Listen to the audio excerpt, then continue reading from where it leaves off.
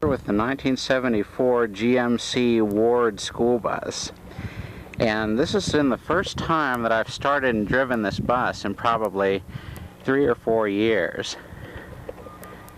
Really feels good to start it up and get it operating again. Let's take a look inside the engine compartment here. It's got a 4-barrel Holley carburetor. I don't know if this engine is a 366 or a 427. It's probably a 366 because that seems to be what was most common on Chevrolet and GMC buses and medium-duty trucks. It's got power steering. There's the power steering pump. It's got hydraulic brakes. The brakes are currently not working, but this bus isn't driven out on the road, or just drive it around the fields here. But I would like to get the brakes working. I usually just drive it in first gear or so I have pretty good control over it.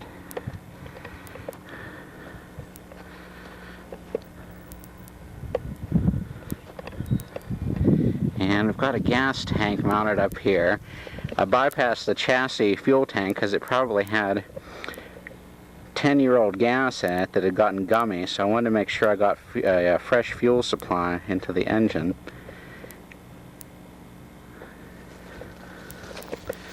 Let's come around to the inside of the bus here.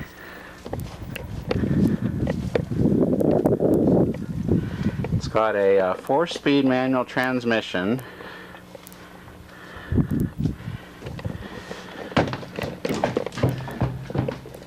I can see some more here. It's kind of dusty. It's going to need a lot of cleaning after just kind of sitting around for many years. There's the control panel.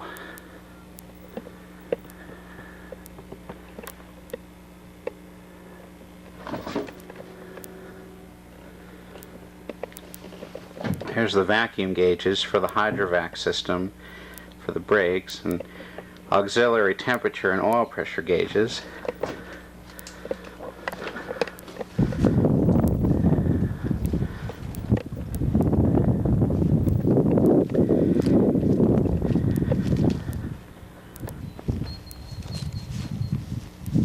Now I'll do a starting and driving test of the bus.